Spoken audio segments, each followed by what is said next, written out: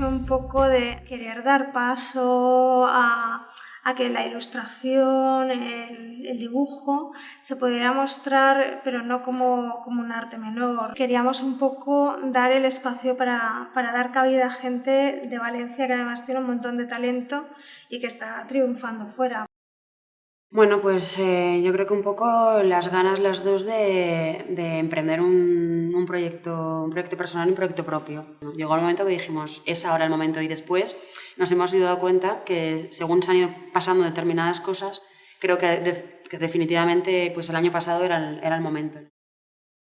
Sería un dibujo, sería un personaje de cómic, de alguna historieta bien creada por nosotras, bien creada por cualquiera de los autores que pasa por aquí, o bien creada por un conjunto de ideas de todos los autores que pasan por Pepita Lumière, porque de ahí viene también un poco la historia del nombre, que es una pregunta que nunca nos han hecho, ¿no? ¿Por qué Pepita Lumière?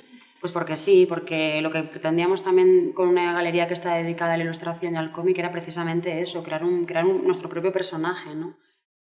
A nivel de colección, probablemente un original tiene mucho más peso porque pues que tienes el original, pero el hecho de tener print seriados pues te permite también que gente con un poder adquisitivo menor tenga acceso a tener su pequeña colección.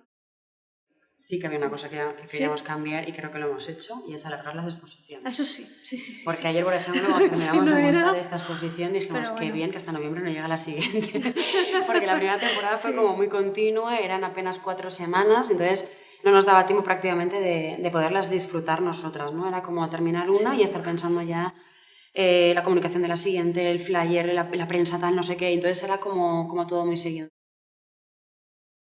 Para mí, el mercado central, cómo está diseñado, cómo es, me encantan los puestos de dentro, me encanta, no sé, todo lo que me transmite, me encanta.